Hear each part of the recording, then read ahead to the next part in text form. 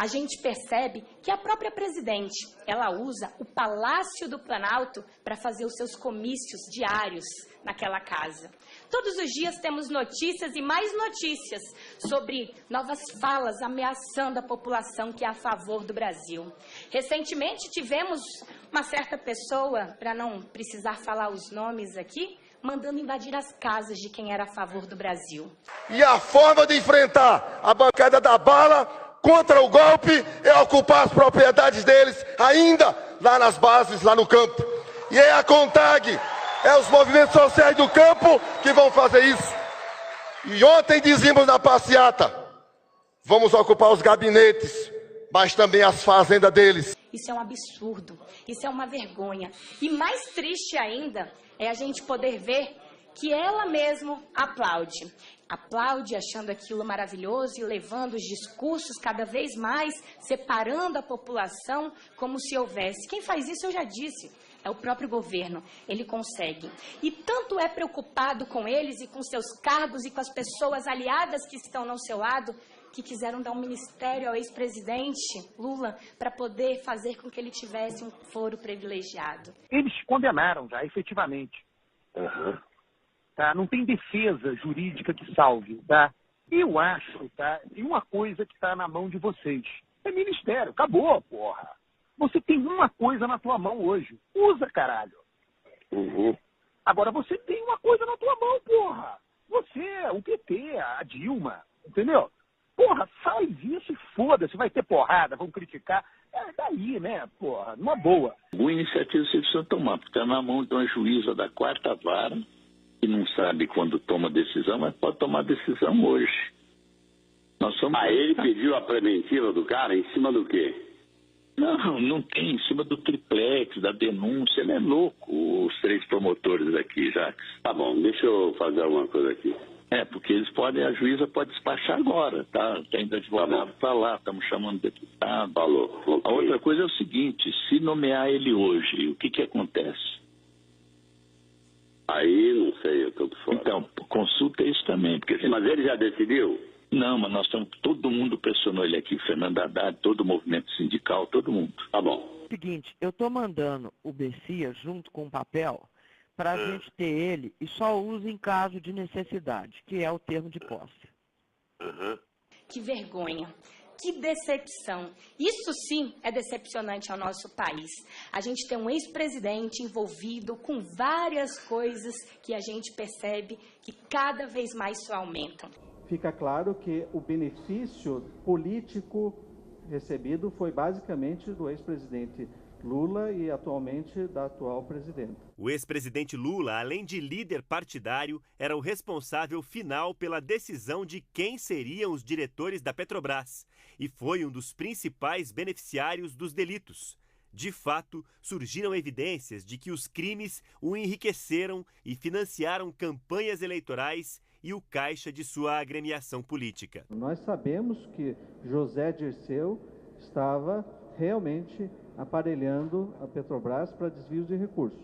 Nós vamos verificar agora se esses desvios de recursos eram de conhecimento do ex-presidente. A suspeita aqui, novamente, é que os valores com que o ex-presidente foi agraciado constituem propinas pagas a título de contraprestação pelos favores ilícitos obtidos no esquema Petrobras. A vantagem não precisa ser dinheiro, não precisa estar diretamente ligada ao ato. Nós podemos verificar que mesmo após o exercício da presidência podem estar sendo pagos ainda vantagens ao ex-presidente. Agentes também fizeram buscas na casa de Lula em São Bernardo do Campo e no triplex em Guarujá e no sítio em Atibaia. A força-tarefa da Lava Jato investiga se a OAS bancou o armazenamento de objetos de Lula depois que ele deixou a presidência. E se as reformas no sítio e no apartamento foram pagamento de vantagem indevida ao ex-presidente. Este é um momento de sermos republicanos. Não há ninguém isento de investigação no país. E aí eu vejo no discurso da presidente, ela mesmo falando ontem, que passou de todos os limites, poder ter vazamentos que passou dos limites, presidente, foi o que vocês fizeram com o nosso país. Isso sim passou dos limites. Passou dos limites a gente ter que aguentar quase 14 anos de tanta corrupção, de tanta vergonha e poder ter que respeitá-la como presidente. Mas estamos chegando ao fim. Ao fim porque a população reconheceu e, graças a Deus, reconheceu as condições de ver o caminho que o país estava sendo levado. Aí, a gente cansa de ouvir todos os dias vários discursos que é golpe, golpe para lá, é golpe para cá, quando antigamente a gente cansava de ouvir. Não sabíamos de nada, nunca na história desse país. E, na verdade, o golpe são vocês que fazem todos os dias. Todos os dias. O golpe foi quando a presidente foi na televisão no período eleitoral e falou que a energia ela ia diminuir. A partir de agora, a conta de luz das famílias brasileiras vai ficar 18% mais barata. É a primeira vez que isso ocorre no Brasil. Pois é, ela só aumentou. E além de aumentar, o mais triste é que temos uma grande parcela da população hoje que não nos assistem porque não tem energia elétrica, porque suas contas foram cortadas e a sua luz por não ter condição de pagar a sua energia. Isso, sim, é golpe que vocês fizeram com o nosso país. E aí, a gente percebe que a gente teve um discurso de falar que iam diminuir o preço da gasolina. Eu estou achando que tem algum problema, porque não tem nenhum aumento previsto de combustível. Aumentou o preço da gasolina. Isso sim é golpe, presidente, que vocês fizeram com o nosso país.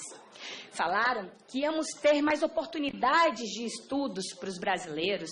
O Brasil hoje é um país, do meu ponto de vista, que tem na educação o seu grande caminho. Felizmente, o golpe foi vocês que deram, cortando os sonhos dos nossos estudantes. Cada dia que ligamos e vemos os noticiários, mais e mais cortes relacionados à educação acontecem no nosso país.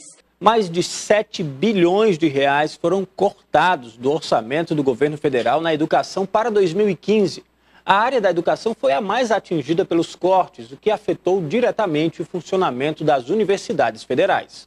Muitos alunos que entraram no FIES não puderam dar continuidade aos seus estudos porque até hoje não tiveram esse resgate do FIES dado para a sociedade brasileira. Nós entendemos que não havendo mais recursos, então a reabertura do sistema seria meio inútil. Porque, infelizmente, foram as promessas de campanha. Eu confesso que realmente é emocionante todos os programas eleitorais. Mas esse país que vocês mostram nos seus programas eleitorais não é o país de verdade e nem o país que vocês governam. Aí eu escuto falarem da reforma agrária. A reforma agrária está viva! Golpe é o que vocês fizeram com a reforma agrária. Golpe é ter mais de 1.000 políticos envolvidos e beneficiados no ganho de terras no nosso país, enquanto aqueles que precisam da sua terra não têm. Isso sim é golpe. E aí falam que bonito foi a reforma agrária, bonito no bolso e na forma que entrou na vida e na realidade de muitos políticos alinhados, amigos, companheiros e companheiras do partido. Depois, a gente vê tantas mentiras e o país se afundando. Eu gostaria de perguntar e deixar essa pergunta, principalmente àqueles que defendem tanto esse governo. Em que país vocês estão vivendo? Que realidade que vocês enxergam? Vocês não cruzam com as pessoas no dia a dia? As pessoas não cobram? Vocês não veem nos sinais todos os dias, aumentando o número de pedintes nas ruas, de pessoas precisando de oportunidade de emprego, de pessoas precisando de futuro? De mães com as crianças no colo, pedindo ajuda para poder ter as condições de dar o leite para o seu filho. Isso sim revolta. Em que mundo vocês estão vivendo que vocês não estão conseguindo enxergar o que acontece com o nosso país? Não consigo entender. Essa defesa toda que vocês fazem por esse governo me entristece, porque é apenas pelo apego ao poder. Apenas pela necessidade de fazer com que seus cargos sejam mantidos nos seus estados e que vocês continuem perpetuando e não deixando que exista democracia de uma forma verdadeira, e não aceitam quando a oposição fala e quando a oposição mostra sua vontade de mudança. Não é por questões partidárias, não é porque eu sou do PSDB, é porque eu sou a favor do Brasil, eu sou a favor dos brasileiros. E a partir do momento que pensamos na nação, não podemos estar focados e olhando pelos nossos interesses. Assim, a gente percebe que muitos discutem que é tudo sem fundamento, que é apenas por uma questão de impopularidade da presidente ou por uma questão muito menos de ter um governo ruim? Que absurdo. Não é só isso. É só pegar a Constituição Federal e ver quantas coisas estão aí fora dela. Eu acredito que a presidente não tem conhecimento e nem sabe o que é a Constituição Federal. Em dezembro de 2015, pasmem, senhores, havia um saldo de 55,6 bilhões referentes a pedaladas até 2014, a ser quitado junto a bancos públicos e a FGTS. O governo se beneficiou do financiamento ao longo do ano e a prova inequívoca é que a União pagou juros por isso. O gráfico mostra aqui a grande evolução que houve nos anos de 2014 e 2015. É triste de ver.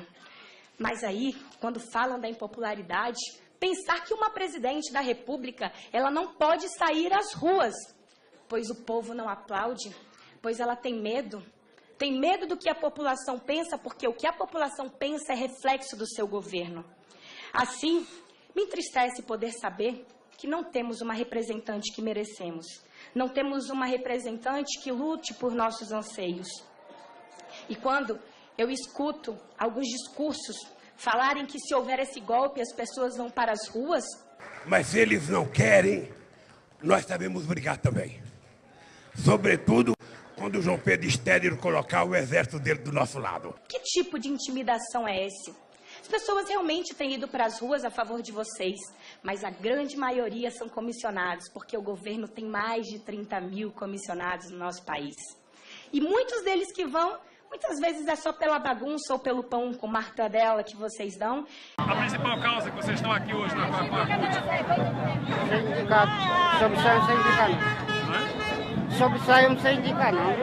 Isso realmente é o que nos choca. Eu gostaria de saber o que essa população pensa. O que fazem vocês pensarem a poderem irem para as ruas. Nós tentamos fazer com que este país ele vá para frente, lutando por todas as instituições.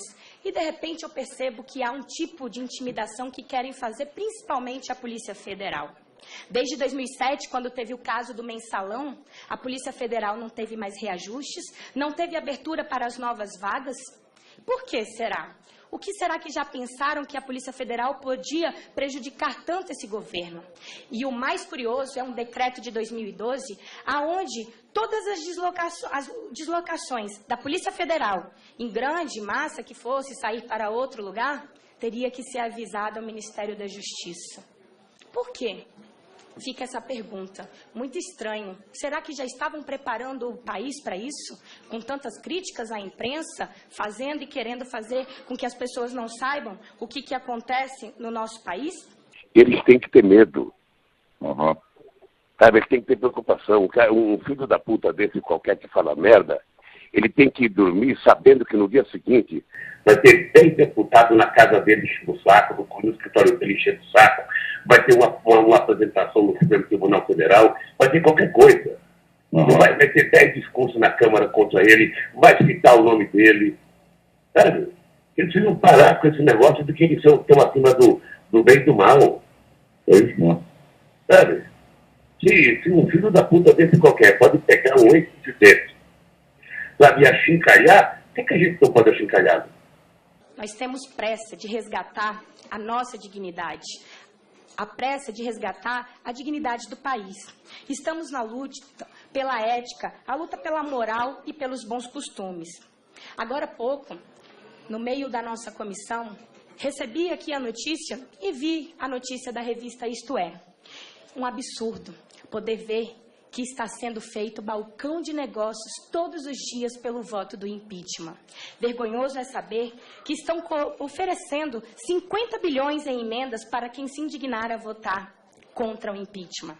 Enquanto isso, estão faltando recursos para a produção de vacinas contra os surtos de doenças como Zika vírus e H1N1 no nosso país. E as pessoas estão morrendo nos hospitais. Precisamos estar atentos a isso e que toda a população continue lutando e pedindo aos seus representantes que sejam a favor do povo e que não se vendam por coisa pouca, porque precisamos lutar pelo futuro do nosso país.